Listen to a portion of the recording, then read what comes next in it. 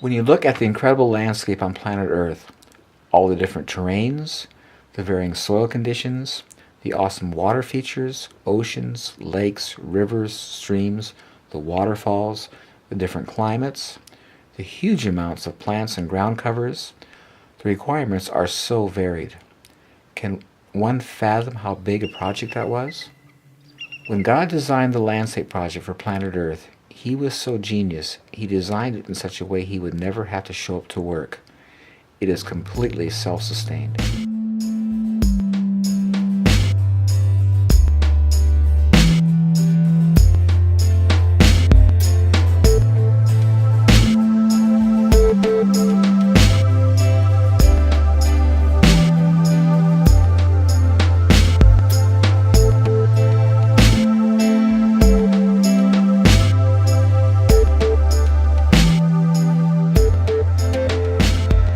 My name is Paul Gauchi, and I was raised as a gardener. My parents grew all of our food in Los Angeles as I grew up, and I remember as a 5-year-old kid, my dad on Saturday morning waking us up and saying, well, we got to head off into the to the horse stables and get some horse manure today. So we went down to a rental yard and got a trailer and went to the horse stables and loaded up manure and came home and spread it out in the garden and spaded it in. And as kids, we wore shovels out, spading in heavy clay ground, mixing soil and having a garden. It was wonderful growing up because every time we were hungry, we could go outside and pick fresh vegetables and fruit all the time. And just down in California, there's nothing you couldn't grow, so it was just, we had it all year long. So it was really great.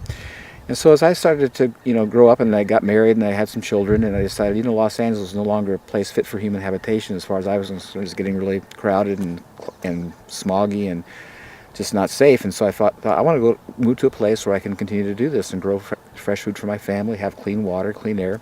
So we came up here to the Olympic Peninsula of Washington. We have a beautiful place. But we built a house and we faced a real challenge. We drilled a well, went 213 feet and got half a gallon a minute. And if you're doing the math and thinking about that, that's not enough water to do a garden. I'll never forget as long as I live. It was August 1979. It was a great year to build a house. Didn't rain all summer, but boy, in August, all this grass was totally dead. The road coming in was all dust. I'm looking at that and saying, God, how am I going to grow fruits without water? And it was so incredible. I hear inside, it says, well, you're looking at the wrong thing. Turn around and look at your trees.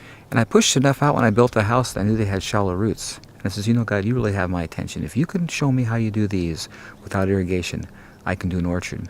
So I went out to the woods of the Fork and I started moving this material underneath the trees, and I was totally amazed. This beautiful, soft, black, damp, incredible compost. When I saw that, I says, well, I can do this. This makes sense. So I started planting the trees out there, and at that time I had straw and sheep manure. Now I'm using wood chips, and it's been amazing. This orchard's been here 31 years now. It's never been watered or fertilized once.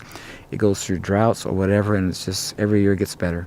As I was doing this orchard, experiencing these incredible results, because I was a creature of habit, and because our nature is to do things as we were taught and not to inquire from God, I says, okay, God, thanks for the help, but I can handle this on my own. And so for, I think, probably 17 years, I was out here diligently rototilling, hauling in organic material. You can see a place over here, my major rock pile. This is my altar. This is where all the rocks that came out of my garden over here. And I'm just doing this stuff, and I'm feeling I'm on this treadmill, just running in place, going nowhere, feeling like, how am I going to keep up with this? Every spring, the ground is totally muddy and wet. When I tilled it, it turned to weeds in 5 to 7 days, solid green with weeds.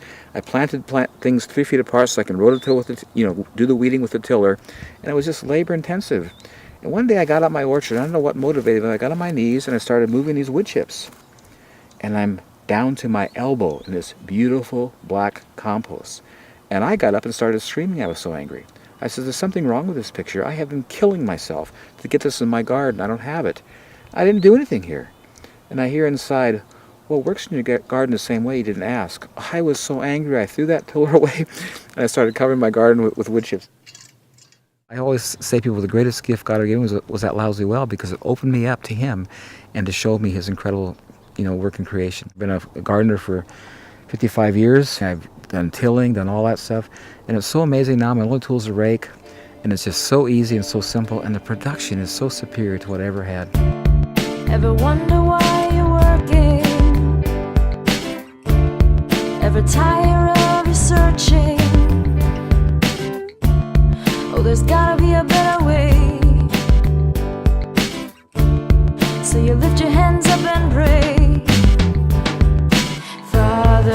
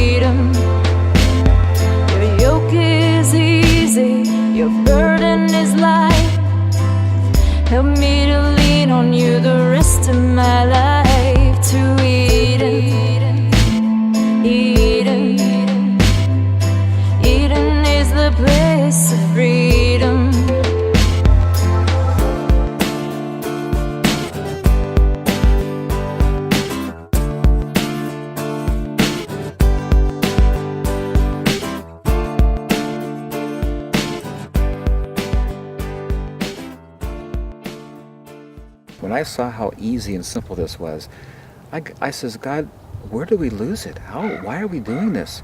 And it was so interesting. He took me right back to Genesis in the beginning. And if you look at in the beginning, when Adam and Eve were in the garden, they had this beautiful, relaxing day in the garden. And every afternoon and evening, God would come down and walk with them through the garden. And I'm sure as he walked through the garden, he would just share with them things that they saw in the garden that day about himself. Did you notice this?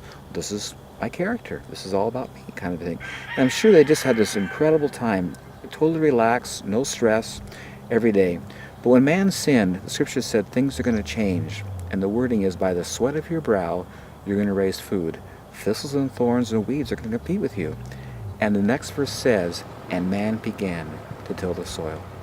You see, man never cultivated in the garden. He tended the garden, but he never disturbed the ground. And when man got disconnected from God, he began to till the soil. The whole issue is so very simple. It's all about cover.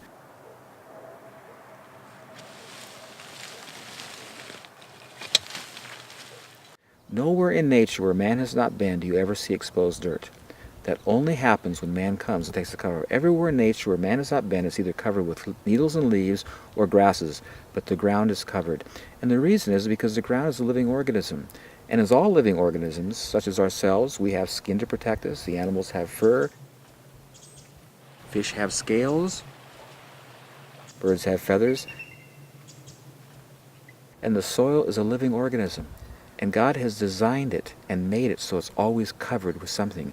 And when you take the cover off, it becomes vulnerable and it gets lost. And this is the thing that amazes me about us as intelligent human beings, how we don't see it, because we've been experiencing it for thousands of years in a negative way. We're all around us, all through creation. Everything's just growing beautifully with no work. And we work hard to fail. When we came to the Midwest here 200 years ago, there was 8 to 12 feet of beautiful topsoil. I mean, gorgeous stuff. And if you've ever flown across the Midwest and you look down at the ground, it's almost scary. It's just parched, cracked, hard, totally desolate. Almost looks like desert. There's 8 inches of topsoil today because it's all blown and washed away, and they're still cultivating. This is not working, and we're losing topsoil. And topsoil in nature, it takes 100 years to build an inch of topsoil.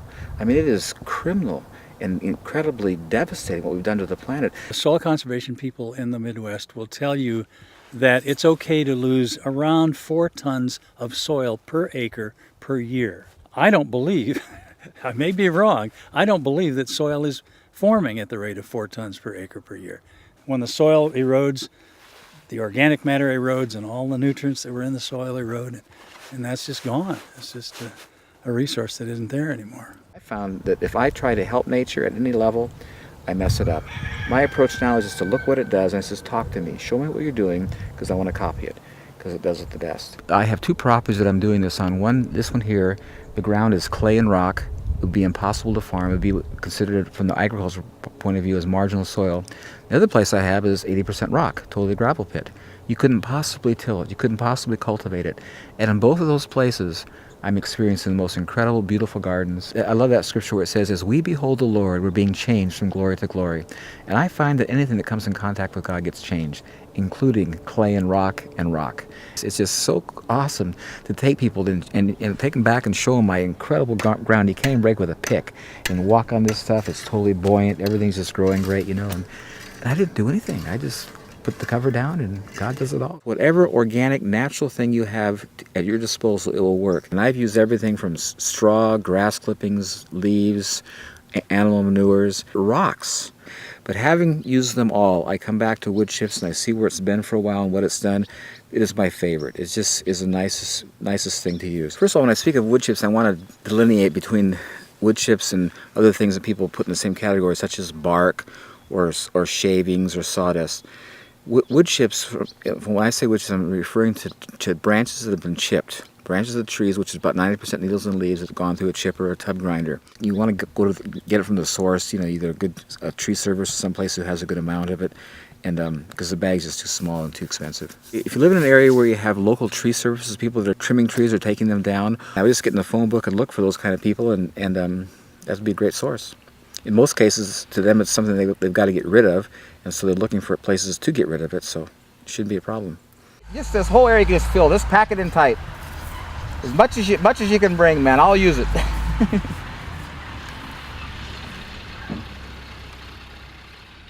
In the local area here, we remove hazard trees and trimming and view removals and different things to enhance views, and so this is a byproduct of that operation. We've dumped chips here for Paul for a lot of years. And, 12? Okay, 12 years. In Paul's case, this is so handy for us because the location, it actually saves us time. So we give it to Paul. It's handy for us to get rid of the material. So it's getting more and more common for people to call us wanting chips. The thing about mulch is pretty much in every municipality there's mulch available because someone's chopping a tree down, somebody's cutting a tree, somebody's shredding leaves. If we can try and get things that are as close as possible to us, maybe it's your neighbor that's chipping up a tree next door, then that's the best product for you. I'm an arborist. I prune trees for a living, and for me it's an art form, and I'm so thankful to be able to do it because it's a gift that I have, and it's just something that's just so pleasing and so pleasurable. It's interesting that the scripture talks about pruning. There in John 15, Jesus is saying that I am the vine and you are the branches. And my Father is the husbandman. He's the one who maintains and cares for it all. And it goes on to say that he prunes the trees for what purpose? So they'll bear more fruit. And I love these things about God because they're so much bigger than I. When I try to figure that out, it makes no sense. If I'm cutting a tree, taking branches off, it would make sense to me from a mathematical point of view. I'm reducing its capacity to bear fruit. But God's saying he prunes so it'll bear more fruit. And it's just this incredible, beautiful illustration of God, how his whole principle is it's in giving you receive. And so with the tree, when you're taking stuff out of it and it's giving of itself, that process develops it and strengthens it and encourages it to produce more fruit. And in my experience, I totally see it. People will come to my orchard here, this time of year, and you can't even walk through it. And they'll come after I prune it in January, and they says, "What happened to your trees? They're naked. I mean, what'd you do to them?" I says, "Well, come back in September. They'll be all touching, And I'm just basically, making room for them to fill in, and they just produce so heavily every year. And it's amazing how much comes out. But they come right back and produce tremendously. And I'm finding, I always tell people, if you want a tree to grow, the most stimulating thing you can do to it is cut it. Cutting it will way surpass fertilizing, watering, anything else. Nothing compares to the effect of pruning.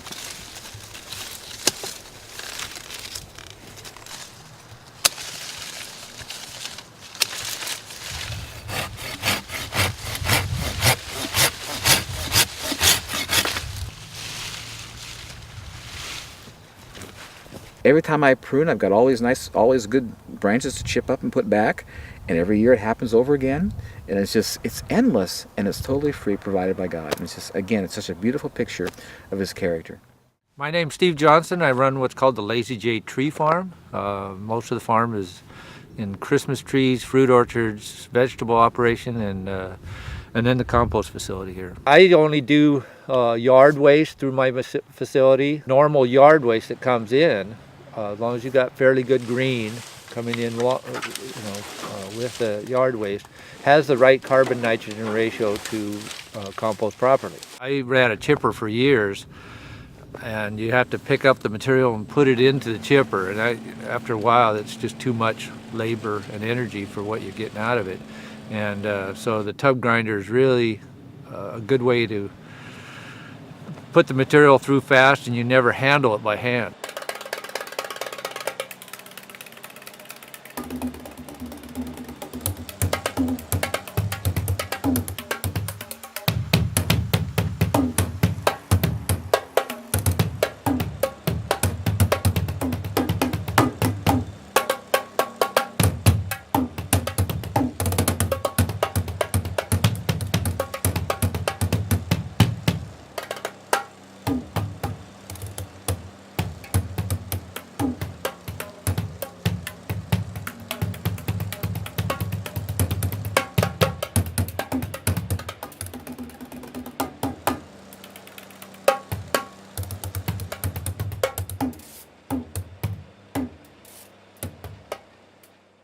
It takes a lot. It takes a lot of material to farm with it.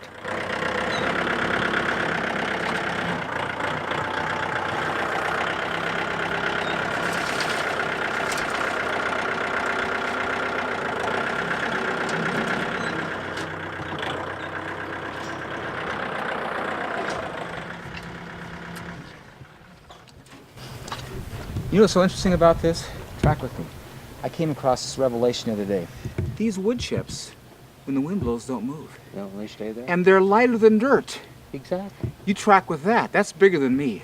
And I love it. It's nature. It's so awesome how the creator designed this. I mean, there's no tilling, there's no digging, there's no... This is it. This is the only tool I need. Mm-hmm. Man, it is awesome. My roses love it. Everything loves it.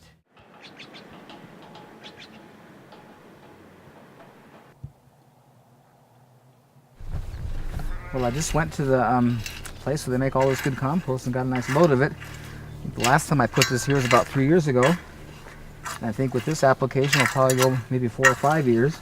I'm finding that this stuff is like compounding interest. It gains in time, and you have to put less and less down as time goes on.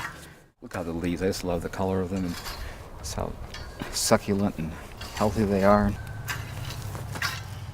There it is. There's 2 words I want you to think about when you come here. Sustainable permaculture.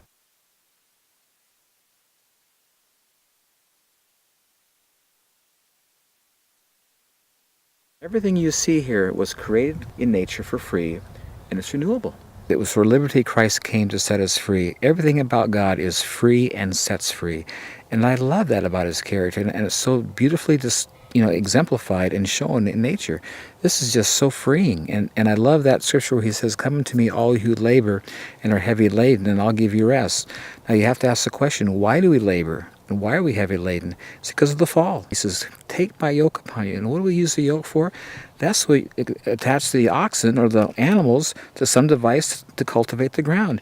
And Jesus says, "I don't do things like you. Follow me around and learn from me. My yoke is easy and my burden's light." And in this incredible environment, this thing that God has created, he shows his magnanimous, awesome, giving, generous nature.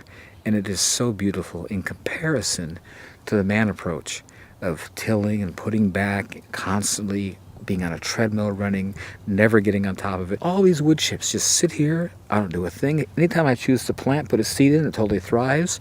If I don't use it, it just waits for me and develops, richer qualities. And in the meantime, it doesn't blow away, it doesn't turn to weeds, and it just stays. Where conversely, anything that I do, if I don't stay right on it, maintain it, I lose it, kind of thing. I'm a slave to it. And again, it's just this incredible quality of God of just setting us free. What I find quite interesting is that the issues we have in agriculture, and I'll just list them: soil preparation, fertilization, irrigation, weed control, pest issues, crop rotation, pH issues, none of those issues exist in nature. And what I'm finding at my place, none of them exist here either. And I feel just so thankful to be set free from that.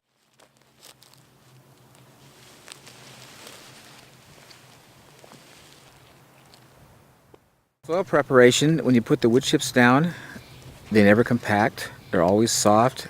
Every year I come out to my garden, all I need is my rake and just grate it out, make a little groove and plant my seeds. Because the air is always present, because it never compacts, it never has to be prepared.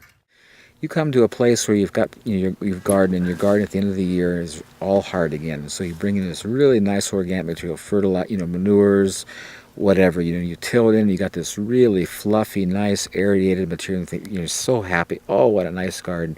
You get out and you rake and you plant, your stuff comes up. As the year progresses, when you get to the end of the growing season, that ground is right back to where you started. It's all compacted and hard again. And here's what happens. I use the example of a fire. To get a fire to go, you have to have 3 ingredients: ignition, fuel, and oxygen. In the soil, nitrogen is always present. That's the igniter. And when you bring in raw material, the fuel, and to get it there, air follows, it all burns up. You don't see smoke, but it all burns up. There's a number of different ways to use the material. If you take the raw grindings and mix it in with your soil, it'll rob all the nitrogen out of the soil to rot the wood or rot the material. So you don't really want to do that. So I tilled in these beautiful potato chip, wood-colored orange wood chips into my garden last spring, and I wasn't too successful. My soil test says that I'm way down in nitrogen. Because I tilled those wood chips in, I tied up all the nitrogen in my soil. But now I know you never till this stuff. You just add to it. which was the mistake I made. So by getting the faith back and going back to what Paul has taught me, I think this is going to work because it just is simpler, right? Basically, what soil needs to survive is the same as us. It needs air, it needs water, and it needs food. It's a basic principle for all life. And so when you take mulch, for example, which is true in the forest, because there's not just one grade, like someone didn't go through and sift it and it wasn't always all coarse material or it wasn't all fine material. There's all what they have like macro pores. So there's all these different air pockets through the soil. And so what that does is it keeps the top part of the soil and even further down oxygenated. And so there's that oxygen available, the microbes and the earthworms come up into the soil, and then they can actually deal with that material and break it down. Normally when people think about mulch, they might think about what they call bark nuggets, which are just big chunks. It has to have different sizes of actual material. You have to have small grades, you got to have things like needles, you got to have things like chips. You can't have just one standardized size and expect that to do the same as what, I mean, if we look at what Paul's got here and I dig down, there's probably, I don't know how many different sizes of chips all the way down to what the finished product is, which is soil or organic material to the point where it's, I mean, that's what you're going for. Now, if I took and I multiplied this by a couple hundred times and that's what I was using, it would break down, but it would take a lot longer, and the ability right away for it to help out diminishes. I started off with alderwood chips, which are kind of big potato chip sized chunks of wood. This has been here a year, and it hasn't broken down yet. So I don't think this is what Paul's talking about. It would have taken too long to break down. And the other main thing that they're finding with a lot of different trees, grasses, plants, vegetables, compaction levels. A true healthy soil is not compacted, and when it does get compacted, it loses the oxygen, like those macro pores we were talking about. And you get an area where it becomes what they call anaerobic, which means the oxygen level is too low for the microorganisms to live. We're dealing, as I said earlier, with compaction here on our farm, and certainly we're growing root crops to help alleviate that problem. What we're also doing is adding wood chips on top, knowing that they're going to break down slowly over time, create fines, and also work into this compacted soil. So it's kind of like a passive tilling almost that's occurring, which is a really exciting prospect to think that we don't need the heavy machinery or the heavy disturbance. We can just keep adding and it'll work itself out. I have used the raw grindings, and there's a number of people that do this, is just keep it on the surface. You're basically sheet composting, and it's more of a mulch than an additive to your soil. I have a tendency to compost between 10 months and a year. The compost itself, once it's composted, and then the screen material, you can use that several different ways. You can plant straight in it, which is, there's a lot of people that do that, or you can just leave it on the surface as a mulch. Compost does a lot of wonderful things besides just nutrient benefits in your soil, worms and beneficial fungus that's in there. You'll just see the plants just love it.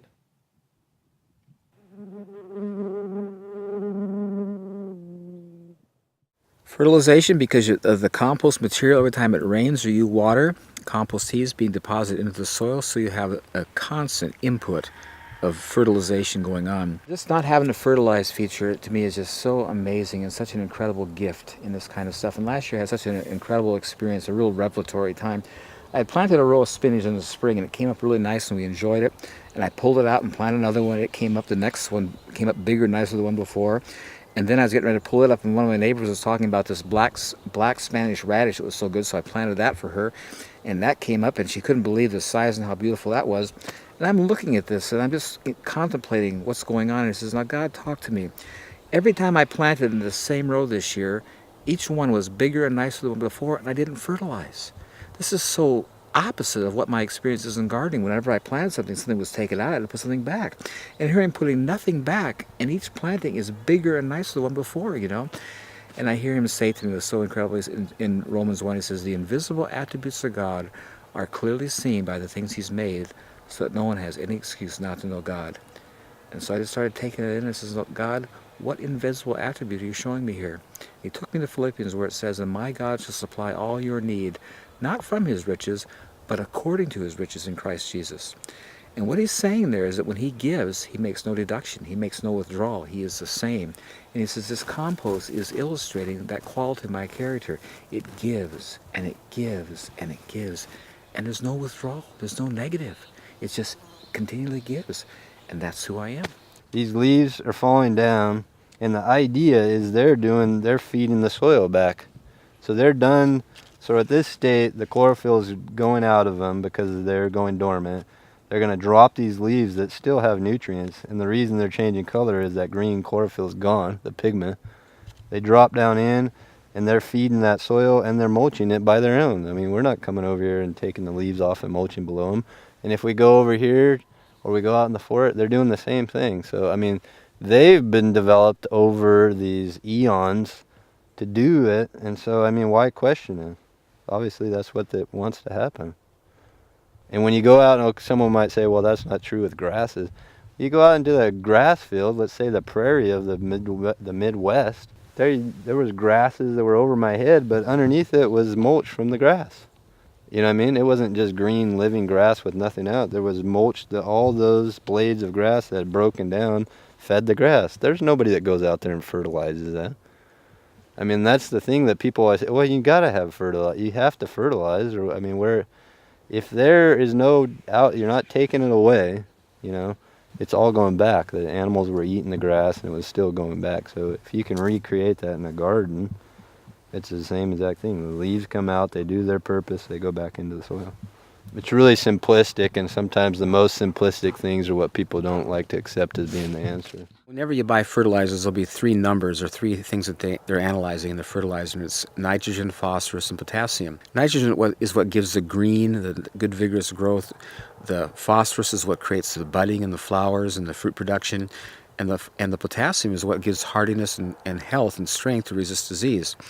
And all those things are important to be in the soil for the health of the plant. Chemical fertilizers, even though they have the numbers that say they're adequate in these features, do not have minerals. And so the plants that are growing without minerals don't have those in them, so they don't have the nutrient qualities that plants that grow in organic soil do. The minerals simply aren't there in the soil anymore. And so it'll take up what it can get, but it isn't there to be gotten. And so you end up with a fruit or a vegetable or whatever it is that simply isn't as nutritious as it once was when we had more fertile soils. Just the sort of calcium, magnesium, potassium, iodine, those kinds of things, the things that aren't fertilized typically, as 30-40% reduction in what they were getting 50 years ago. That's pretty alarming, which is helps explain why food doesn't taste as good as it used to. It isn't as good as it used to. It's not as nutritious. I always go to that scripture where God says it's good for a man to bear the yoke in his youth. God's saying up front, if you're going to have anything of value, you've got to work for it. But he says if you do it the right way, you want to do it early on, do the work up front, and if you've done it right, over time, it'll produce for you. And this is what I think is so neat about the wood chips and God's way. You see, when they came with chemical fertilizers, they told the farmer, you can have this immediate lush growth now. And they were right. What they didn't tell you down the road using these chemical fertilizers, that every year you had to use more and more to get the same effect, and your ground eventually became sterile. When you use the organic approach up front, it's kind of a lot of work to bring in those wood chips because, you got to cover the ground. It takes a lot of cover. But over time, what I found at my place is that you start having this incredible gain. Initially, you put a lot down, and you have to, in a few years, you got to put it back again. But I'm finding that each time I put a layer on, it's a lot longer before I have to do it again because I have this incredible base built. And it's like you have a foundation that's just growing, getting, better and better. So over time, you're getting a higher and higher yield, with less and less input, which is how it should be, because you get older, you have less energy, and you want to get return for your effort, and that's God's way. That's how he is. I love that scripture in this. It says, "Do not despise the days of small beginnings." And I just encourage you to be patient. Nothing happens of any value quickly. Things that are of value take time, and the beauty of this process is that as time goes on, it just becomes more and more valuable. So, if you don't expect miracles at first, because it's going to take a little bit of time. And as you plant things and you feel they're not doing as well as you'd like, then you can use fertilizers to supplement. Eventually you won't have to, but initially you might, and that's okay, because you've used them anyway before this, so you can continue to use them now.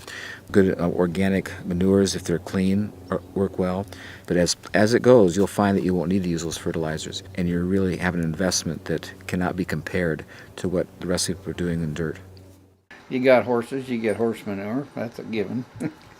Not too many constants in life, but that's one of them. You got to get rid of it. Okay, so what do? We clean the stalls, we take it out, we dump it in a pile. People want to use it for mulch. It has to be kind of a superior product. So what we do is we feed Eastern Western hay. It's professionally grown, and there's no weeds in it. And that's really important, because the weed seeds will go from hay, will go through a horse's body unhatched, undeveloped, and come out, and you'll get weeds. We use fir and hemlock shavings, so they decompose very rapid, as opposed to using cedar, which decomposes or doesn't, very slow. And it's so simple, even I can do it. You just make a pile, and then I don't haul anything unless it's at least 6 months to a year old. In our garden up here, our experience has been you can plant right in it, because it's chips that have dissolved, as well as the manure and so on. So we've had really good luck that way. It would not be good in the garden without being decomposed with something else, That's a common complaint if you use straight horse manure. I'll go get some and show you a sample of it.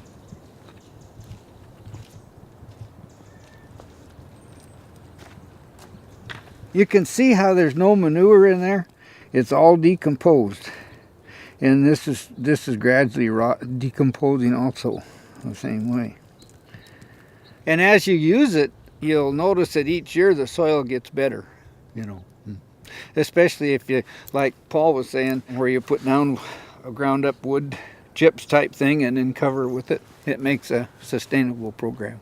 It's a recyclable thing, and then of course the vegetables or the flowers or whatever you have grow. They die for winter. You put more on.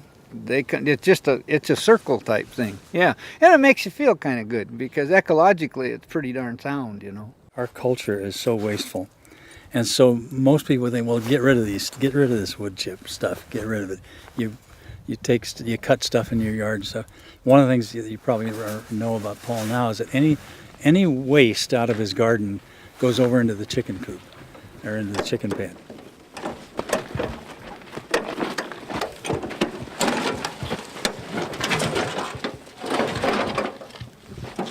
And then they eat it and munch it around and then poop. And then he brings that back over here and dresses it. So, I think one of the most beneficial parts of a garden is to have chickens around, because the eggs are great, but you see they deal with all your waste, all of your yard waste, the expired stuff in the garden, my grass clippings, any weeds, all come to the chickens, and those are really nice organic products for them that they eat, and whatever they leave over turns into what we're going to be exposing here in a minute. They're out here all day long just kicking. You can see all those little grooves in here where they've been digging, and they're excavating. They're constantly picking seeds out, any bug kind of thing. So they're working this material.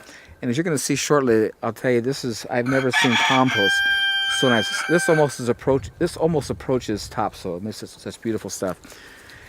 Anyway, I'll just show you how easy it is to get.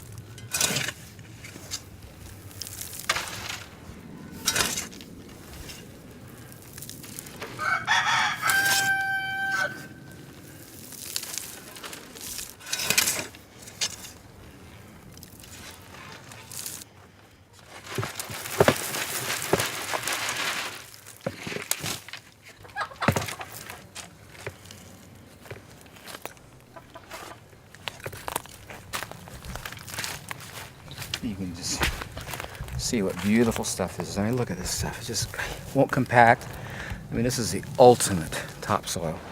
And it's all just good compost from my yard waste.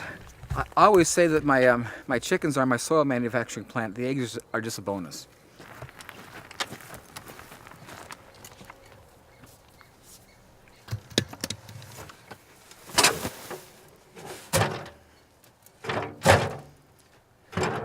Look at this beautiful fine stuff.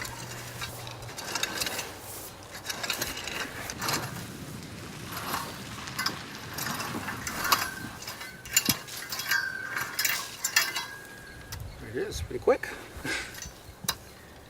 Somewhere down there there's a soil, and that's good. You know, presumably the soil has been protected, and in the meantime it's been breaking down and getting a little bit richer with time.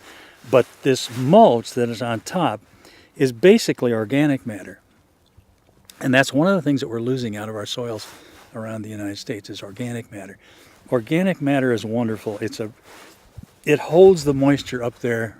It's like a sponge. It just holds it there and it just sits there. The plant can stick a little root hair in the water and it sucks it. It's just like a straw about this big around, you know, it just comes up real easy. And plus being in contact with that organic matter, it's got plenty of minerals, plenty of nutrients, lots of nitrogen and all that sort of thing. It's quite interesting. People always ask me, well, what your soil's like if they tested this? I said, well, I've never tested it. I've already seen where I came from. It's getting so much better that I've just been really happy with my results. I think this is really neat. They did a soil testing and we were actually able to see that all this stuff, I mean, the soil completely is over the top as far as, you know, nitrogen, phosphorus, and potassium, which is what the plants have always indicated. It's just nice to see that scientifically this, you know, meets the criteria. It's what it looks like. Every year in the same place I get a higher and better yield because the compost is being deposited into the soil via rain and water as a compost tea, and it's just like the soil is the bank, and it's a real descriptive of like compounding interest. Just gets better and better and better, and the beauty is I do nothing. Irrigation, well, the rain does great, as it does everything out there. Nature does everything with rain, and so it is here. Now in the summertime when I'm planting seeds out in my garden because it's dry on top, I'll water initially to get them up. But once they're up, I stop watering. But when you go to plant and you pull them aside, if they're not wet, you want to water because seeds have to have damp ground to sprout in. And so this, you know, whatever state it's in when you go to plant will indicate whether you need to water or not. Irrigation is a big issue these days, especially with places where there's not much water or places when there's too much. Although we're in Washington, the evergreen state, you know, it's known for having lots of water. Here in the rain shadow of the Olympic Mountains, we're getting about 16 to 18 inches of rain a year, which is very dry. And of course, that dry season is the growing season as well. And so, you know, the importance of efficient water use is just, you know, at a maximum. There are a lot of problems with irrigation. One is that it's a lot cheaper or easier. It's a lot easier just to waste water. Spray the water through the air or dump too much water on the ground and it'll infiltrate and it'll sort of disappear, and so you're not bothered by it. But I think the last thing I heard was that irrigation on the whole is something like 50% efficient. It's, you know, about 50% of the water is getting to the crops. And now that water is getting scarce and we're running out of water in a number of places around the world, we're actually, the North China Plain, for example, lots and lots of those farmers are going out of business every year. The idea that we can use wood chips and reduce our water use by 95 to 99% is just really exciting. That's something that my friend Paul has proven over the years, and something that we're doing here as well now. Even in the short time we've certainly seen water holding capacity and growth attributable to, you know, the fact that we've heavily mulched, you know, a lot of our plants. And you see how it's damp down in here, and see these tomatoes have never been watered and won't be watered all summer. You can drive a truck on it, it won't compact, and it just gets better and better and better. Here, have some of these tomatoes, they're starting to get ripe. This is what I get so blessed by. Look at this. Look how damp this is. And this is August. And it's going to stay this way. This will never dry out. And this is why I don't have to water. Where in dirt, you won't experience this. It's going to be compacted on top. You dig down, it's dry. But look at this beautiful material. And I find it's quite interesting in my experience. I have a place here that I have a pond, and I plant my potatoes down there because they like to be watered. And I find that things around there grow so much better than they do when I water from the top. And I'm realizing that in the beginning, before the flood came, there was no rain. Everything was water with water coming up from the ground as a mist, and that is the ideal way to water. It's the ideal, and I think in Psalms it talks about a tree that's planted by the rivers of water that brings forth its fruits in its season. Its leaf also shall not wither, and whatever it does shall prosper. You ever go along riverbeds or stream beds, you'll see the plants alongside the trees are just huge and lush and just gorgeous. And that's the ideal way to water, is to have sub-irrigation water coming up underneath. And I think it's so interesting, in nature, the ground, it maintains and holds that water, so it's always there. It's always available to plants on a continuous basis because of the capacity to hold it, And watering from the top is so counterproductive in a garden situation because that's just, not as effective as, sub-irrigation or material that holds water, so you can just live off the rain. The rainwater is a superior water. Groundwater never compares to the benefit of good rainwater. And if you've ever done a garden, you see after it rains, everything just grows great. Nothing like when you watered. So if you can live on that, that's the best. You'll find with wood chips the incredible advantages. There's no sponge that'll hold water like wood chips. I'm amazed at the water it holds. And for example, we live in a place where just 70 miles down the road there's a rainforest. It gets 15 feet, I'm not saying inches, 15 feet of rainwater a year. And when you walk in the woods, the forest there's no water near your feet. It's not spongy, it's not damp, it's damp, but it's not soggy.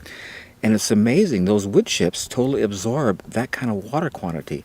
Another thing that's amazing about wood chips is when there's not enough, like it's like now if you look at my grass out in the front there, it's all brown, but in the wood chips in my orchard, it maintains the moisture. And here's the incredible thing about God in His design. When there's too much water, the wood chips displace it, and when there's not enough, it retains it. And at that point, I'd have to check out because that's too big for me. The idea is with something like what Paul's got going here, is you're creating a layer over the soil that can act as almost like a blanket for the soil, so that the moisture level in the soil is staying up to the levels it should be. If this was blank and there was no mulch, 9 out of 10 there's a lot of runoff. I mean, there's water, just normal rain is taking any nutrients that are above and either leaching them away or leaching them down into the soil. Where this mulch, when the rain's hitting it, it's stopping right there. It's slowly working into the soil. The microbes and everything, the bacteria, the earthworms, everything that's living under that is protected. And then they are slowly decomposing that mulch down into the soil, which is the food for the plants. Water is such an important thing. We couldn't live without it, and I think it's quite interesting, the ratio and how it is on the earth. 75% of the earth is water. Our bodies are 75% water, and what I'm finding in my produce and fruit, it's 75% water. And I'm seeing a real connection here and a real balance. And what's interesting in plants that are growing in dirt, that are irrigated with water, they don't have that water content. And I've discovered the reason is that we see in dirt, because it's compacted and hard, roots can't develop like they would like to, and so they're pretty compacted and not very spread out. But in this environment where there's so much air in the ground and it's so porous, the roots just spread everywhere. And because you have this very large root system, it's able to take up all this water. I've always said that the amount of water in the ground has nothing to do with what's going into the plant. Because you could have, heavy clay ground, which is what I have here, and I could be watering all day long, and it's not going to go in the plant because the ground's so compacted, there's no root system. But in this stuff, because the ground is so porous, I don't need to water at all because the roots are everywhere. Drawing such a wide area, they're taking up such a huge amount of water, so it doesn't matter about how much water is in the ground, it's because of their capacity to take up. And that's what's so key, and this is what I just find just such a pleasure. Anything I pick, you break it off or you bite it, and just juice and water just flows out of it, And that's how it's supposed to be. That's really the design. And it's just so important for us to be hydrated with our food and to be getting enough water. And like I say, the stuff you buy in the store, it just doesn't have that water content. Oh, this fennel is like, I can't even describe it. Isn't it awesome? It explodes in your mouth. It's amazing. But everything, you see all the water in that? It's all about roots. You know, you got to water 2-3 times a week, depending on what the temperature is, what your soil is, and sometimes more if you have sandy soil. And Paul never waters. Never waters. It's, you know, it's you go out there and it just blows your mind. Just blows your mind. You see, because the compost holds the water so well in the ground, I don't need to irrigate. And because I'm not irrigating, it just stays totally weed-free, because when the weed seed blows in on top of these dry wood chips on the top, they can't germinate. And the other nice feature is when you go to pick vegetables, it's not muddy. It's not got dirt all over. It's totally clean because I wasn't watering. And when you walk on it, it's nice and dry. There's no mud. It's just such an incredible benefit not having to irrigate continuously. And they noticed, like when we started getting some rains, all of a sudden these little weeds started popping up in places. So you see, those seeds were here all summer, but now that it's starting to rain, they're going to come up. You know, I just take my rake and rake them out. It's not a problem. They don't have a lot of, a huge amount, and they're very easy to control. But it makes such a difference when you don't have to irrigate continuously as far as your weeding issues.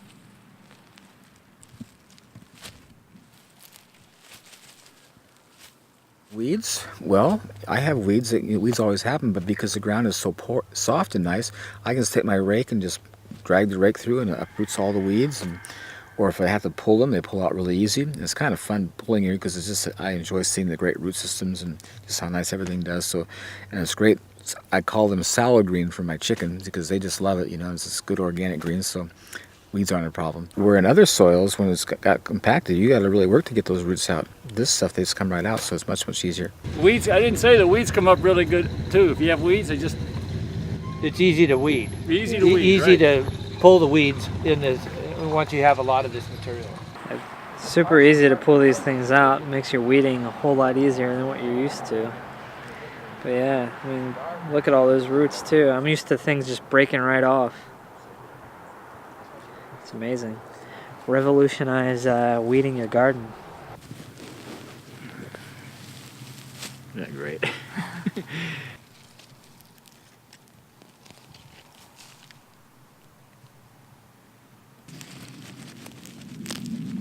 Look at that good old root. So it just makes it such a difference when I used to get down and have to pull weeds, and you have to get a tool to get underneath to get the root because they break off. The blade goes straight down next to the dandelion, and then I just simply pull back like that. No, I got pretty much all of it.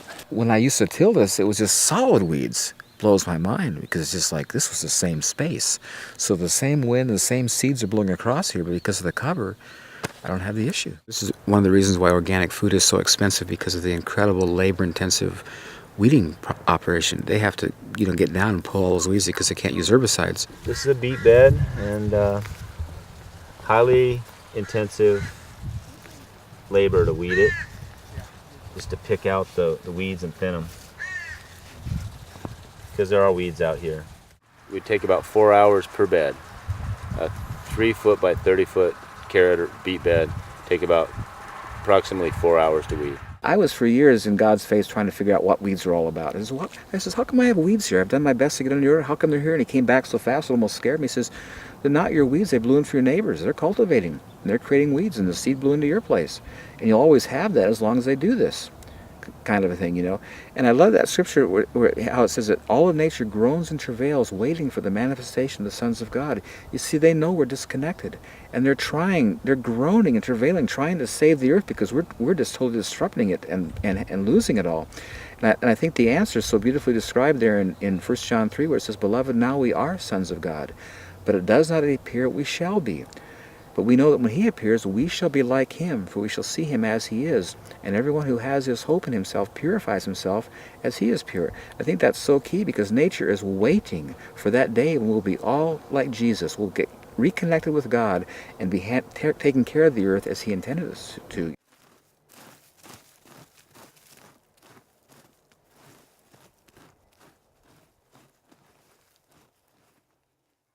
Occasionally pests will come in nature and will defoliate a few trees every now and then, but not serious enough that it causes any great losses, and nature always overcomes.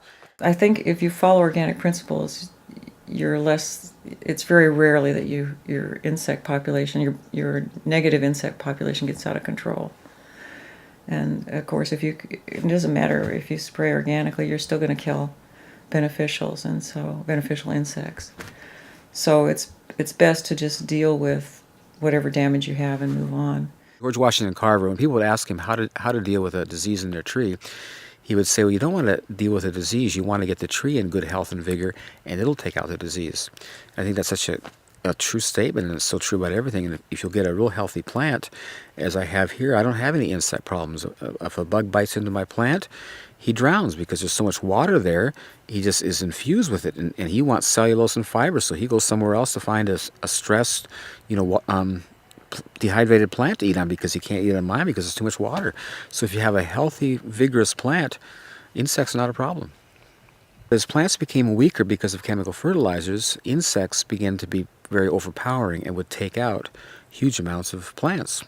And so they stepped up to the plate and created insecticides. What they didn't take into account was that the Creator designed everything in nature to be overcoming, and as these insecticides would come in contact with these insects, they would mutate and develop opposition to it, and the next generation, those insecticides didn't affect, and so it's not a problem. So they have to keep improving and strengthening the insecticides. Well, what's that has progressed to today is that the insecticides are so powerful, so potent, they're killing the plants. And so what they've done to solve that problem is now they're using genetically modified organisms where they're changing the DNA of the plant and putting the insecticide into the plant. And I don't know what, if you're following this, but this is not going to end.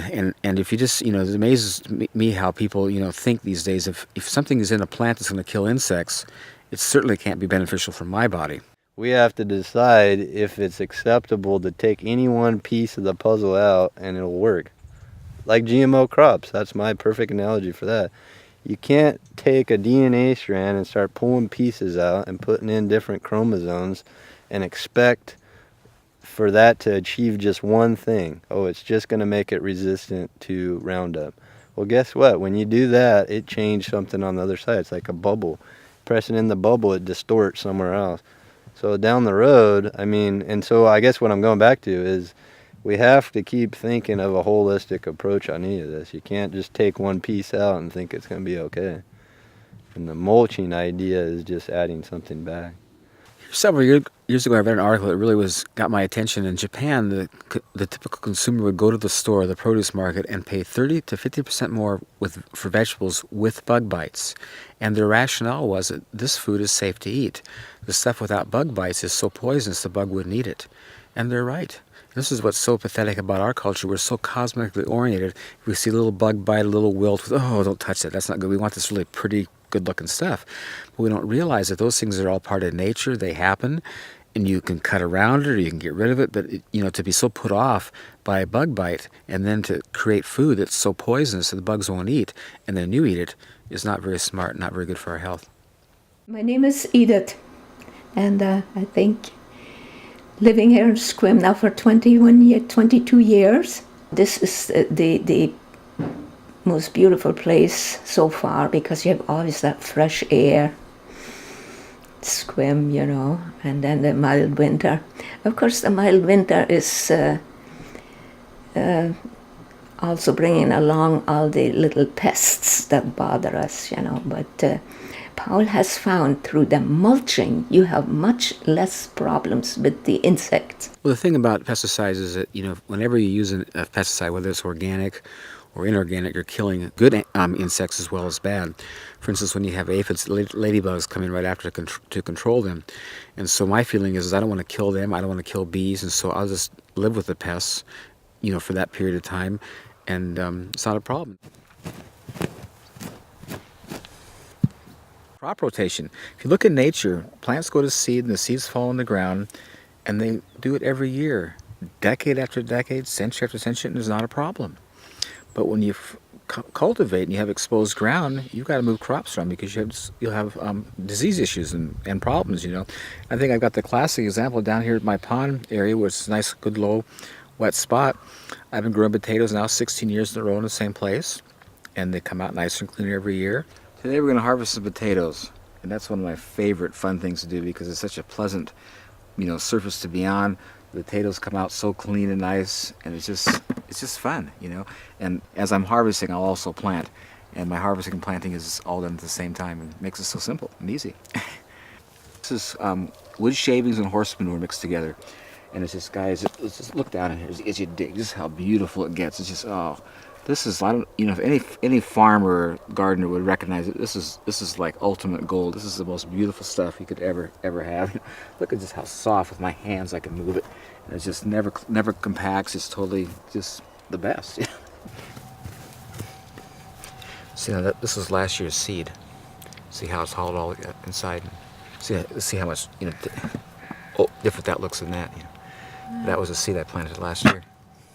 And if you know anything about growing potatoes, if you grow potatoes in dirt, if you don't rotate them, after several years they'll get scabby, and that scab will increase to where you can't even use the potato. They just get so bad. But my potatoes down at the pond, the girls were here harvesting, they're all clean and beautiful, no scab.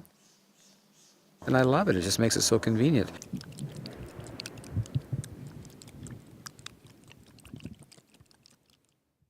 pH issues. You know, I have over here in my herb garden, I've got blueberries, which everyone knows is a very acid-loving plant.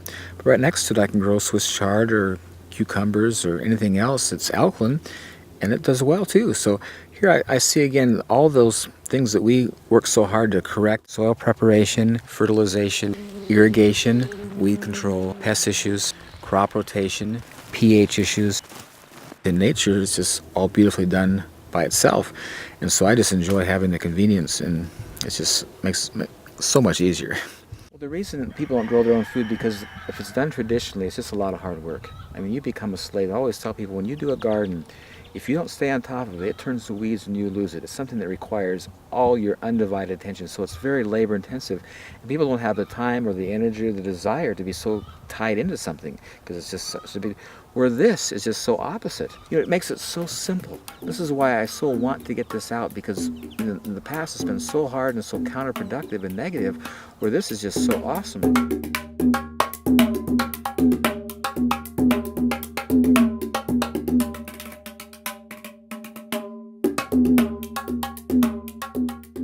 We're in Southern California, in the South Bay area of Los Angeles, in a town called Palos Verdes. Southern California only gets about 13 inches a year, even in a normal rainfall year, and we've had drought for the last 4 or 5 years. And what we've tried to do is find interesting California native plants and plant them around the garden as much as possible, and then more recently vegetables, and see how they do in this area. We've basically taken the existing soil, which is pretty dry, a mixture of adobe and clay and little rock, and added mulch as much as we can to make it richer. Certainly we hope that plants will grow more healthily and more readily with less water, and so that's kind of an experiment. This is actually soil that we've worked a little bit, but has lots of hard particles and doesn't work very well for plant roots. So definitely getting it more moist and adding some compost on a regular basis is important. In Southern California, it doesn't get terrifically cold in the winter, but it can get quite hot in the summer, and it's definitely a way to hold in the humidity and to keep the soil from drying out so much during the hot months. Well, just recently we learned about a source of covering through the Los Angeles Sanitation Department. They are taking the green recycled clippings and yard waste and those kinds of things, and grinding it up and making it available at I think 6 or 7 different sites around the LA basin at different times during the week, and just come and pick it up.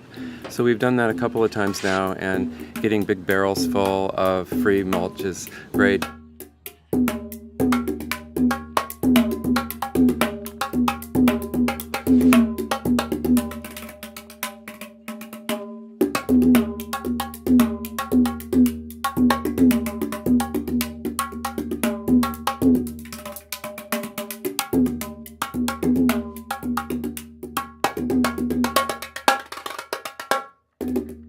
We're just adding it to the garden in different places. Once we got our plants, we used both seeds and seedlings in 4-inch pots.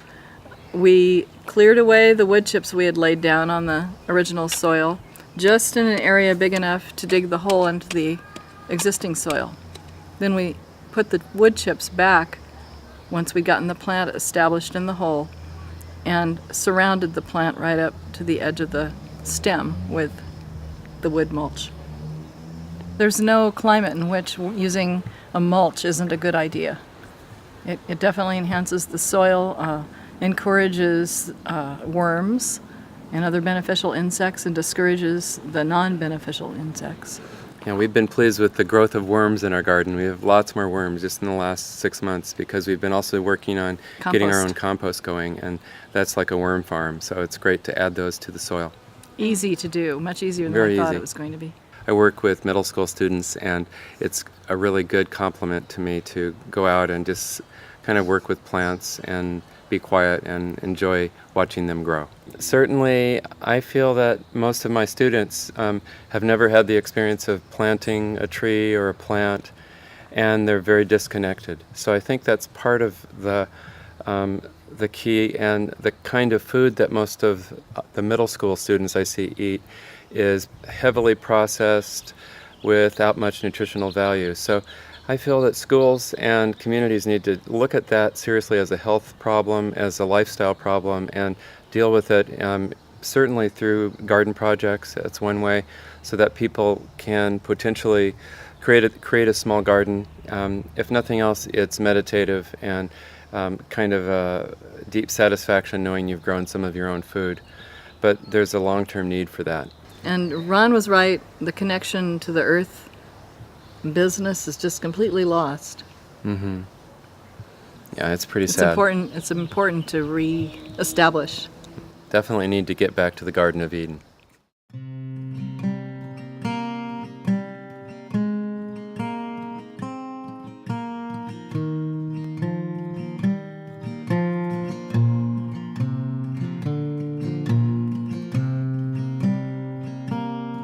Hi, I'm Diane McComber. Hi, I'm Hannah McComber. And I'm Mark McComber, and we are in Gettysburg, Pennsylvania at the Back to Eden Film Demonstration Garden. When we were asked to maybe help do a demonstration garden, we had a slight problem. We don't have land, we live in town. And so we started seeking the Lord and praying. We want to be a part of it, we want to do it, but what do you do if you don't have land? And we started the journey, the search of asking, and it was amazing. We had 4 different people that actually offered us plots of land. And one day Mark was talking to Jeff Wilson and about we needed land and wood chips. We needed a provision. And we were seeking the Lord, and none of the things seemed right. There were little glitches with each of them, and we kept waiting and listening, and it was amazing. Jeff said, I have land, you can use the churches. And that's how we actually got to have the demonstration garden here at Heritage Assembly of God Church. When I was talking with Jeff Wilson he was asking how to do a garden, I said, well, first you need wood chips or a covering. And around here, there are a lot of wood chips because a lot of tree service companies and a lot of people have trees in their yards and the woods around. And the road crews are always cutting the trees for the power line, so that's a good source for wood chips. Mm-hmm. And he said, well, I have a pile of wood chips. And I said, really? Maybe we ought to do the garden there. He said, fine with me. So this is where we ended up doing it. And he did have a pile of wood chips about 2 or 3 years old that they were making a walking path around the property. So we got permission and used those wood chips, and we laid the garden down. Getting more wood chips has been a little bit difficult because the tree service companies, they're more than happy to deliver them if it's convenient for them. And it just so happens that here, this site is on the way home of a tree service company. So if he's got chips, doesn't have another place that wants them, if the homeowners don't want them, then they drop them off here. To lay the garden down, the first thing is to go through and dig out all the thistles, and we found even dandelions and goldenrod and things like grapevine can be a problem. So if you have those things, to dig them out is very helpful. And then find a source for some newspaper. We found a source for free newspaper at the local rescue mission. Gave us all the newspaper that we needed, an abundance of newspaper, and we laid it out. And we're blessed in that it's wetland down there, and everything just laid down, and that was to kill all the weeds and the grass that was growing underneath. And the newspaper, we put it down about 2 to 4 layers thick, mm-hmm. and it seems like it really needs to be 3 or 4 layers thick. And where there wasn't newspaper, there were weeds. There were weeds coming through. And the beauty of it too, when we laid the newspaper down, Grandma and Grandpa were here, and Hannah was here, and Sarah and Dana. It became a whole community family thing. It was of laughter and fun. We got the newspaper down, and while somebody held it, somebody else would take a wheelbarrow full or back the truck around and just take a fork or a shovel and sprinkle it on the wood chips until we could get the wood chips on there heavy enough. And once the light film was on of wood chips, then we could put the covering on, 4 to 6 inches deep. The first year is really best. Beyond that, it's going to make it difficult for your plants to grow. For not being gardeners, our first garden's kind of rather big. It's 100 foot by 40 feet. And again, the Lord just provided a provision for us. My brother owns a, what's it called? Front end loader. Front end loader. And he came and he really helped us a lot. Thanks, Steve.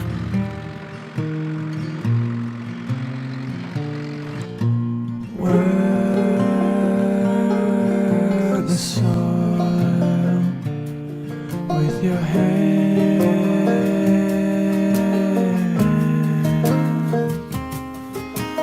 Work the soil with your heart.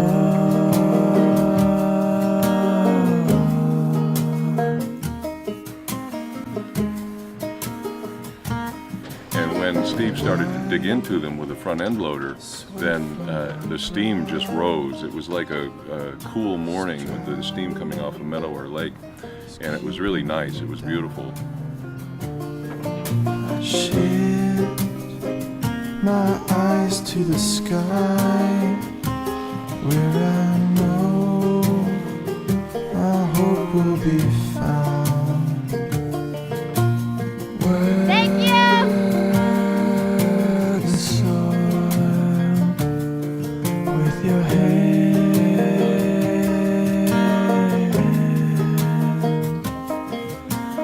Work the soil with your heart.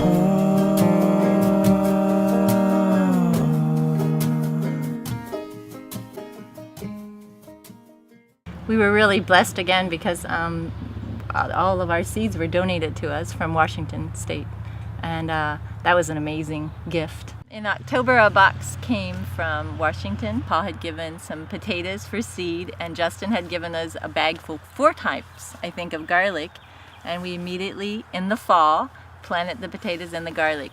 Typically it would freeze at the Yes. depth that it was planted, but the wood chips kept it warmer, it kept it insulated. Almost every single one of them came up. So yeah, it worked. When we were planting the garden and while things were germinating and coming up, it was so exciting to see these plants come up, because it's like we are going to have a garden full. We're going to have a produce department full of feed everyone else, harvest. yes. Yeah, we're going to give vegetables all over the community. And as time went on, it was a little bit discouraging because things came up and then they stopped growing. And I didn't know why. So that's when I put the fertilizer on. And they grew a little bit more, but then they stopped growing and actually went to seed. And the reason for that was because we were growing in the wood chips instead of in the soil underneath. And we can tell in the places in our garden where the plants, the roots actually got into the soil versus stayed in the wood chips. Because where they got into the soil, the plants did remarkably better. It didn't take very long before we realized we needed to do some fertilizing. One of the organic materials that's the best for nitrogen and for fertilization with wood chips is dried blood. And so we put a couple of 17-pound bags on at different times. And that did remarkable things for the plants. The dried blood worked better than anything for organic nitrogen fertilizer. As far as this garden, I think what we would have done differently would have been just to put about 4 inches, 4 to 6 inches of wood chips down, and then part the chips and plant in the ground beneath the wood chips.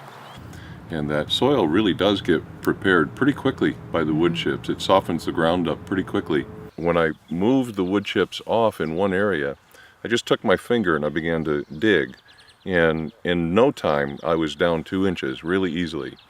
And then in the yard, just off the wood chips, I started to try to dig, and I was, really stressing my finger to even break the grass, let alone break the soil. So it really does make a big difference. We have a friend that offered they have half an acre between their house and the neighbor's house that it's just empty. There's nothing on it at all. All they do is mow it. So he offered it if we wanted to have a garden there, or anyone else wanted to have a garden there, I have wood chips delivered there, that would be a site that we could do. So we set up another garden there, and the first thing we did, of course, was check for the thistles, and it was has been mowed all along, and there were no thistles, so we put the paper down. Then we put about 2 or 3 inches of mushroom soil down on top of the paper. And then once the mushroom soil was down, we put about 3 or 4 inches of wood chips, somewhat composted wood chips, on top of the mushroom soil.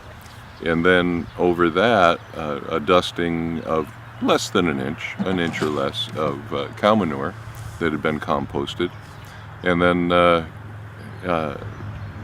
that was all that we put on that. Newspaper, and then mushroom soil, about 3 or 4 inches, and then 3 or 4 inches of wood chips, and then just a dusting of an inch or less of cow manure on top of that. And when we got done, we felt really good about this garden is done correctly. It's got the nutrients, it's got the soil that it needs, and then 3 days later we planted seeds. And here it is, a week later, they've all come up. Everything is germinated, and we have things growing. And so Father's Day, best Father's Day of my life, we planted the new garden. When we planted in that garden, we moved the wood chips out of the way. We did not plant in the wood chips. We planted in the mushroom soil that had the nutrients and used the wood chips as the covering. When you plant in the soil and they get big enough, then you side dress them with the wood chips. So that's what we'll be doing when they get big enough. So it's looking really good. It's growing really well. Something that I think it's too, and more about, that honestly really is about the garden. I think it is to take kids back for a generation. I do think away from video games, away from TV, away from sitting, take them back into nature, because God does display himself in nature.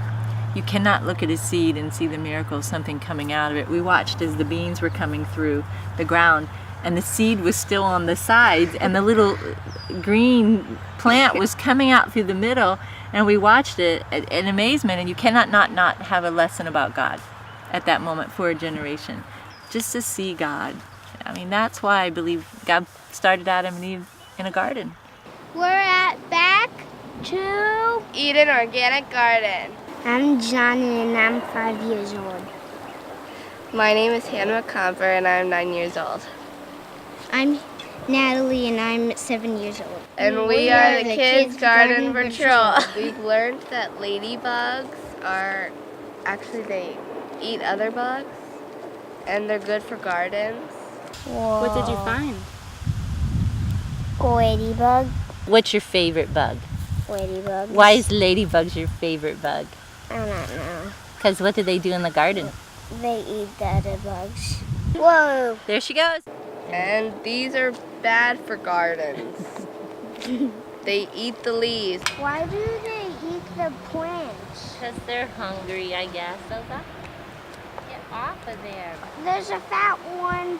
What I like about this garden is that whenever you're weeding, it's very easy to weed. All you have to do is just pull it out, and it usually just comes out all the roots and everything. And we have friends where they had a garden, and it wasn't with wood chips or anything, and they tilled the soil and stuff, and it was really hard to pull their weeds out. You hardly could pull them out at all. And I think that's cool that I can pull the weeds out really easily. I wish that all children could learn how to do a garden and teach their children when they get older. I like coming to the garden. I like coming to the garden too. I like coming to the garden as well. We like doing it together. Bye! I think that for the future, absolutely, the health benefits of eating what comes out of the garden is going to be immeasurable. But also, I think that times aren't going to get easier, they're going to get harder. And I really feel like the Lord has released this now worldwide wood chip gardening in order to be able to provide for people that don't have the ability to do traditional gardening. They don't have the equipment, maybe they don't have the space, they don't have the understanding of how to do traditional gardening. And you can just lay down some wood chips this year, and if it turns out that it's 10 years down the road that you need to be able to grow your own food, like in the days of the Great Depression, then your garden is ready. And I really feel like that's a major aspect of the Lord releasing this at this time. He's released it in enough time for people to get things ready that they need to get ready. Don't have to be in a panic about it, but to be intentional about it and to do it. Some of the spiritual lessons I think that we learned from doing the garden, or at least that I learned, was that God always speaks to you in the garden. It's amazing, the dialogue. And also being patient. The garden, I think, just teaches that amazingly. And to trust the Lord in the fullness of time. The fullness of time He brings forth His glory, His beauty. Fun lessons like the seeds, to trust, even when you're planting them. One of the first dialogues I felt like the Lord had with me with the seeds was that they might not all germinate, but you still plant and just trust Him. There was beauty in that for me, with even just the spiritual connection with that, was we live our lives. We just plant, and He does the rest.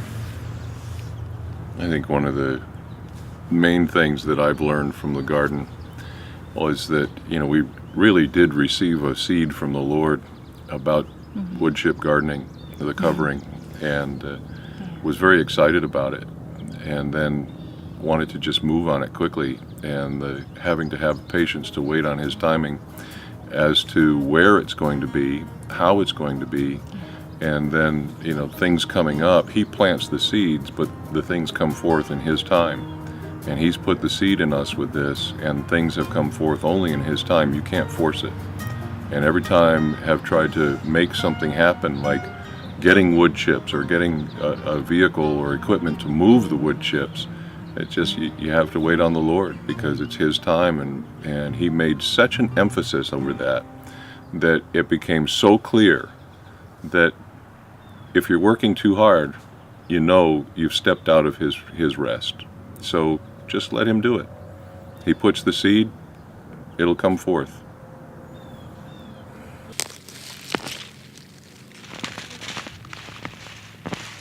I always come back to, I love that statement of Jesus, "Come unto me, all you who labor and are heavy laden, and I'll give you rest. Take my yoke upon you and come learn of me. My yoke is easy, my burden's light." And I find that if I'm doing something that's stressing me out and getting a lot of work, I realize this is not God. This is not how He does things. And I just love my harvesting approaches. Whenever I get around to it, I do it. If I don't, it's all right. I have chickens that'll use it if it's gone too far. And the advantage of harvesting when stuff is fresh in season, you're getting the ultimate food value. I think it's interesting too how when God's explaining to us how He provides for us, He says, "Consider the birds of the field." It's how they don't toil, they don't sweat, and I provide for them. Are you not of more value than them? And then he says, "Seek first the kingdom of God and His righteousness, and all these things will be added unto you." And we look at all through nature. Everything in nature is not pressured, not under stress, and they eat everything fresh in season. It's all there for them, and they do wonderful.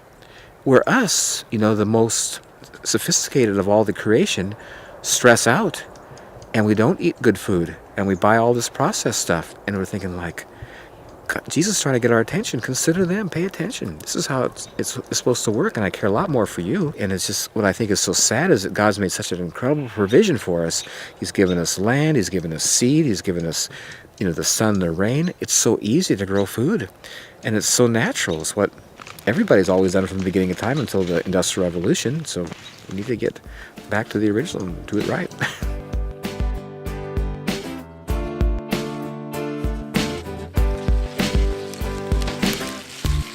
Ever wonder what's this longing whispering at your heart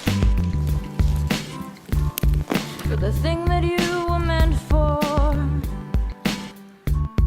but you don't know where to start? Father, can you hear me? I'm listening to you.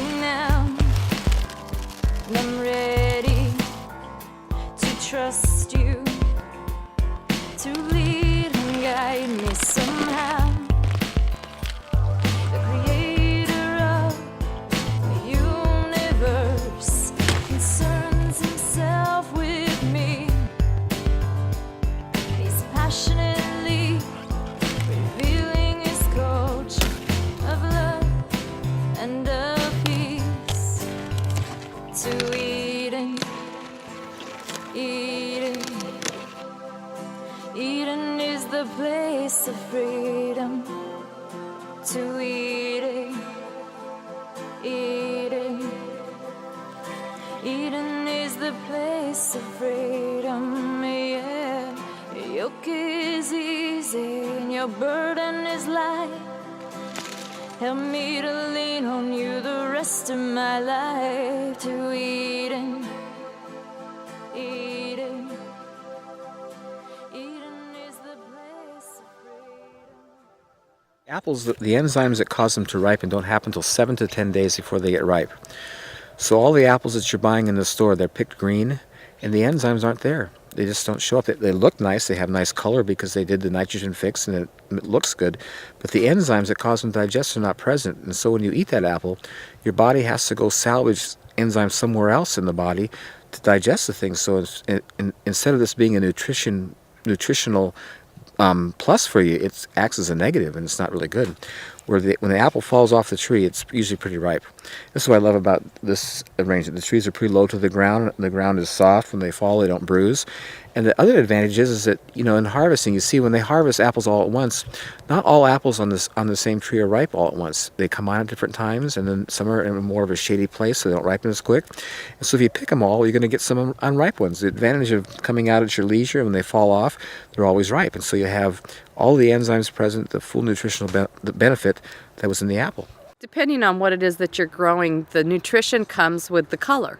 And that's why, you know, it's always been, you know, known to eat a variety of colors and have a rainbow diet and all those kinds of things, is because there's different nutrients that are more prevalent with all those different colors.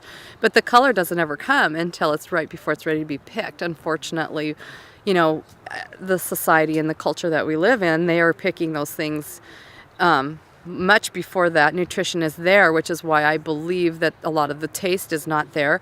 The sweetness and or you know, whatever that particular plant is prolific in. And I think that's really a big reason why people are not, you know, big fans of eating vegetables in particular, is because of the taste. I always say that plants that grow fast are sweet and tender. Things that grow slow are tough and bitter. When I used to grow stuff out here, they grow slow, they were tough and bitter. Now I plant stuff, man, it's up in a week, you know, and just 3 weeks it's just totally huge and beautiful. It's just amazing the difference. Well, you know, I'm not I haven't been formally educated and I don't have a nutritional background, but I do have taste buds. And I notice other people do too. When they come to my place, I just love to have them sample my food. And the response of everybody is, that is so sweet. It's just, and see, listen, everything that God created, I believe, is sweet. Very sweet. It was very sweet. They're so sweet. And tastes so good. This is good. Mm-hmm. I was a in Largo Park. That's good. And see if you, good. They smell good. These blueberries are really, really good.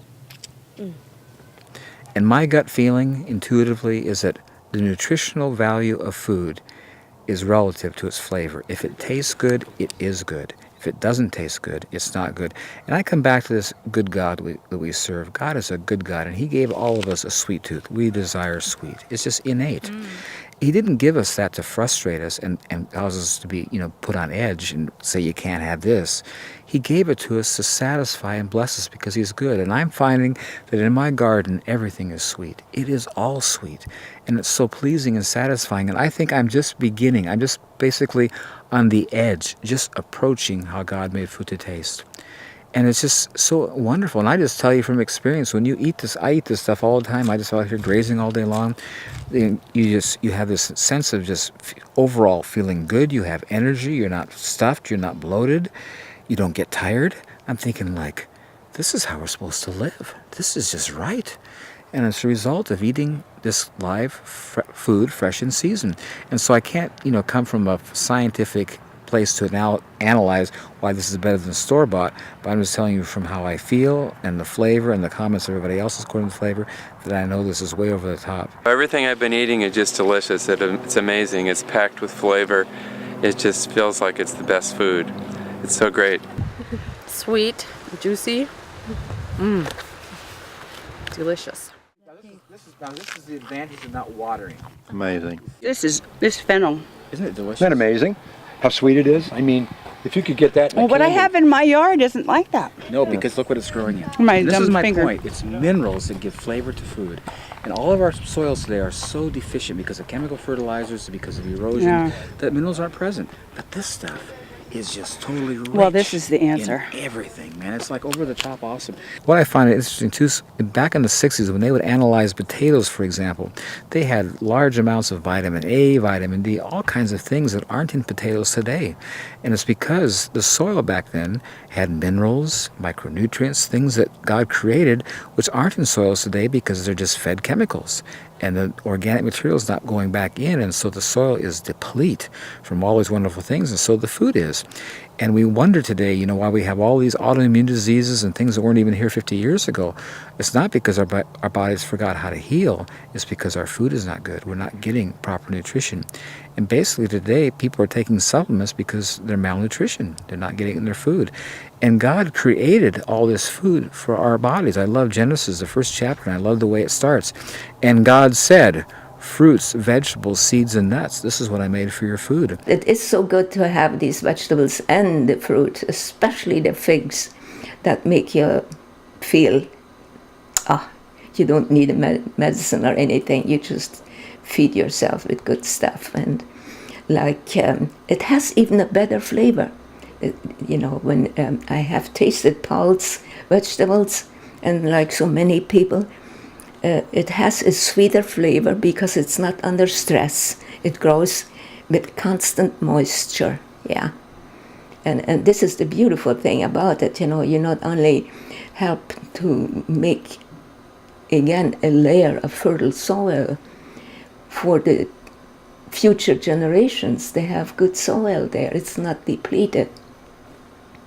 But you have also a vegetable that will nourish you. And it is published, you know, many places when you read the depleted soil isn't as good, so add your little vitamins in tablets. Forget it.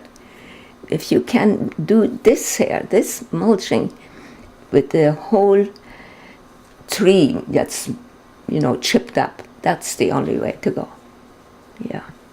In some rational future, people are going to wake up and say, this is not only a good way to eat, but it's a healthy way to live. And ultimately, when you start thinking about quality of life, if your kids are healthy and you got plenty to eat and you're leading a healthy lifestyle, man, the rest is just gravy, whatever else you do. So yeah, I think this has a significant potential to be a big part of the human future. Okay, a lot of people mistake this place as a farm, and it's not a farm. This is a home where my family lives, where I raise my family, and I did this intentionally to have a place where they'd have a wonderful place to live, where we could grow all of our own food. And I've purposely, just because of how God's given me this really wonderful revelation of how to grow things, and His whole economy is in giving and receive. I've just never been in any position where I wanted to sell anything. I just have no desire to, and I just have such pleasure in sharing and giving with people because I have such an abundance. There's plenty for all of us, kind of thing. And it's just fun for me to watch people just randomly come to my place, pick things and walk off, and you can't even tell they were here. And it's just such a wonderful feeling, you know. I just love it, so much like God, because it's just His nature to give, you know. And if we just get connected with Him and start doing things His way, we have an abundance. He provides us with all we need, and we have excess to give away and to bless other people.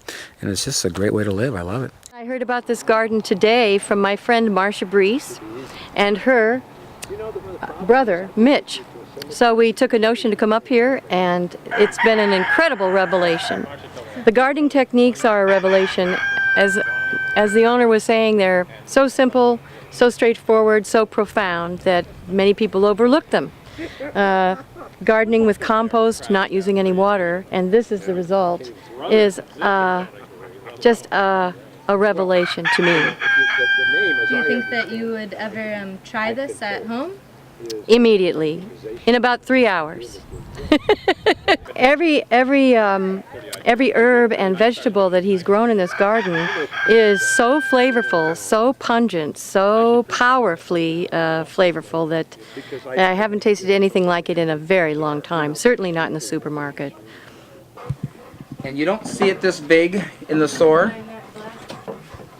This is not elephant garlic, this is Italian red. Thank you. And I want you to notice when you use it just how moist and nice it is. Oh, yeah. Totally awesome. Oh, it's, yeah, thank you, thank You know you. where I grew that? No, Right out in my orchard, underneath my tree. underneath the trees. This is And you know what's so this is cool about garlic? gigantic garlic. Is the easiest It's thing in the world to perfect. grow, and here's why. You plant it in October. We're amateur gardeners, and we're going to implement this stuff. I know we are. It all tasted really good. It's just all outrageous. Oh, it's unbelievable. I mean, when you drive up, that's why I put myself in front of this. The whole front row of this orchard is these dwarf apple trees with the wood sticking out the top. And it's magical. It looks like it's right out of a movie. It looks like, I expected Alice in Wonderland to come bopping out any minute and say hello. And I told my son we're going to see a garden, and he's 10 and a half, going on 15. And like, oh, do we have to do that? And he just came up to me a little bit ago and he said, I'm glad we're here. Even he thinks it's cool. If it passes the test with him, it's okay. I've had, let's see, I've had a carrot, and I've had some cilantro, and probably the most shocking thing was the anise. It's literally sweet at the end of the stem. The stem's good, which normally would be very tight, and at the end it's like eating a piece of candy. It's sweet. It's amazing. So he's turned me into a believer. When I was studying sustainability, I was looking at what is it that would make a human ecosystem really sustainable. And Paul has another, besides his farming techniques, Paul has another quality that really is ultimately the ultimate sustainable value. And that is he has a big heart, and he's generous, and he's helpful, and he's helping his neighbors out, and anybody that comes in here, help yourself. And that's the sort of attitude, if you really want a sustainable human culture, that's the kind of attitude that we really ought to be spreading. If the human species is ever going to be sustainable, it's going to be because of people like Paul. Not necessarily because of how he farms, but because of his heart. Paul is an incredible individual. I mean, the things that he has been through and what he does and his knowledge about the garden is just absolutely incredible. And he's sent me quite a few people that have used our products. And he, not only that, he's very honest. You know, I mean, when he talks to people, it's from his heart. It really is. And that's one thing I've always admired about him. Mm-hmm. I just think he's incredibly giving in his knowledge, and I love the way that he presents it. You know, I tend to be a very low-key teacher, instructor, whatever it is I am with the community garden, and I kind of feel like I go, rah, rah, rah, rah, you know, and don't have the volume and the enthusiasm behind what I say that Paul does. And he's just such a gift to all of us who meet him. He truly is, because of that enthusiasm. It's just wonderful. I would say Paul's evangelical in both definitions of the word, in terms of his religion and in terms of his expressiveness about what he believes. Both of those things. He's an evangelist, a garden evangelist. God is so there for us. He so wants a relationship. I always thought God put man in the garden for his health's sake. You know, get fresh food because it's close, kind of thing. But it's way more than that. It's about relationship. And when you're out in creation, if you're just semi-paying attention, you're hearing and seeing God. I love, Psalm 19, the heavens declare the glory of God, and the earth shows his handiwork. Day into day utters speech, and night to night showeth knowledge, and there is no speech or language that voice is not heard. And I love it. When I'm outside here, I just am amazed at the things God shows me. And the thing that I discovered about God is that he's a lot like us. If you look in Genesis 1, or in the beginning when he created us, he said, let us make man in our own image after our own likeness. And many of you who are artists, you know how natural it is for you to want to share your art with people, because you're just really, you know that it's good and you're proud of it and you want to show it to people. Well, God is the ultimate artist. He's the master artist. And he's very proud of his artwork, and he likes to talk about it. And I find when I ask him questions about nature, he just is right there. Yeah, and let me tell you this, and let me show you this. It's like, it's just awesome. What I find so interesting about God's creation is so in line with the Word of God, because he's the author of both, and the creation and the Word are saying the same thing. They're revealing the beautiful nature of God and showing his handiwork, and they're totally synonymous, and I love it, because whenever I'm hearing from him, the Holy Spirit always brings scripture that verifies and validates what he's saying, and I know who I'm hearing from. I love the scripture. Jeremiah says, "Call unto me, and I will answer you and show you great and mighty things you don't know." And then the verse in Proverbs, I think, is just so helpful. It says, "Trust in the Lord with your whole heart," and he helps us to remember where our heart is. It's not here. He says, "And lean not on your own understanding." He says, "Do not try to figure it out. And in all of your ways," and what does all leave out? "In all of your ways acknowledge God, and he'll direct your paths." Very simply, God's saying, he says, listen, when you have issues, ask me and trust me in your heart. Don't try to figure it out, and I'll show you what to do. When I come out here in the garden, I'll have issues and stuff, and I'll just ask God. I'll just give you a neat example. One day I had a bunch of people over here, and the guy noticed my potatoes over here, and he says, "Well, how come you don't hill your potatoes?" In a typical garden or farm where you have potatoes, because as potatoes grow, they expand and they'll come to the surface. And when they surface, the light will hit them and turn them green and makes them toxic. So the farmers have to keep hilling up dirt to keep them covered, I looked at my potatoes and this is, well, the first answer that comes to mind is I don't need to, but I'm not sure why. So when I'll go in tonight and I'll ask my mentor and I'll get back with you. So I go in the house and says, "Now God, how come I don't have to heal my potatoes?" And it was just so beautiful.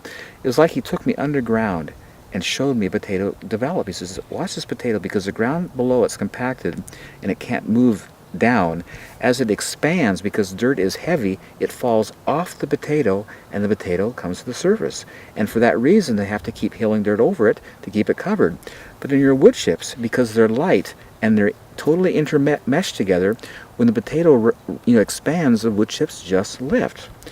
And I looked at that, and I love his responses. "And remember, I told you I did this so I wouldn't have to show up to work. Healing potatoes is work."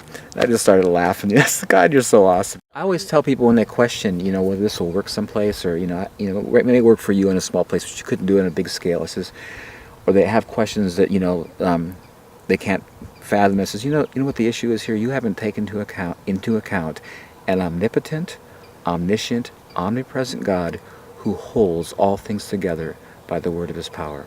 That's awesome. When you take that into account, there's no issues, and he's demonstrated. This is what I love. All through creation, it's demonstrated. It's not like this is hard to do. He's showing us in everything in creation how beautifully he does it, because of his incredible, all-powerful, all-knowing, totally all-present capability. And I love that word. He holds everything together by the word of his power. Awesome God.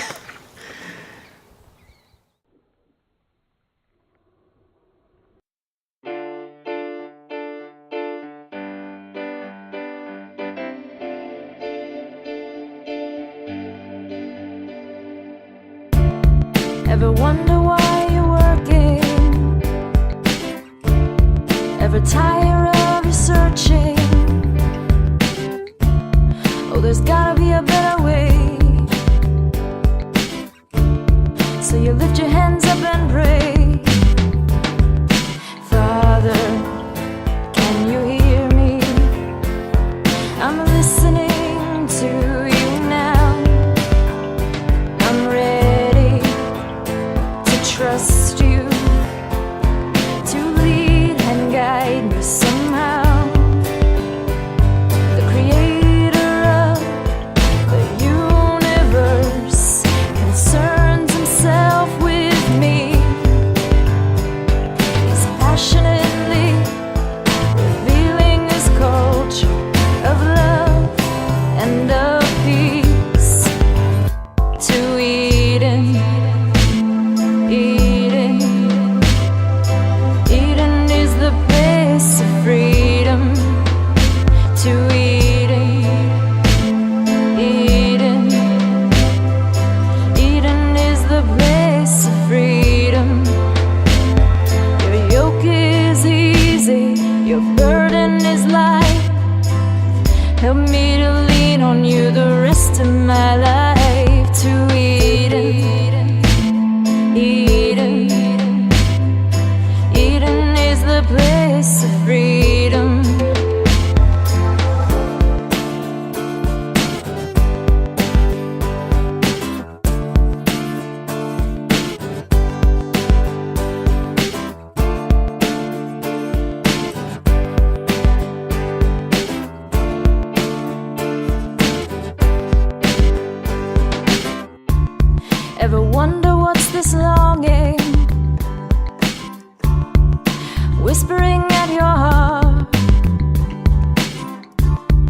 the thing that you were meant for,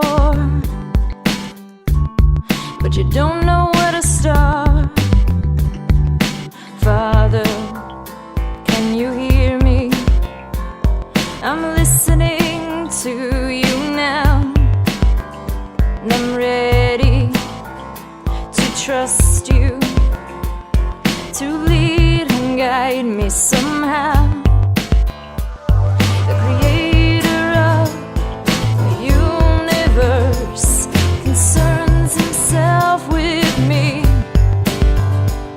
He's passionately revealing his culture of love and of peace to Eden. Eden, Eden is the place of freedom. To Eden, Eden, Eden is the place of freedom, yeah. Your yoke is easy and your burden is light. Help me to lean on you the rest of my life. To Eden, Eden.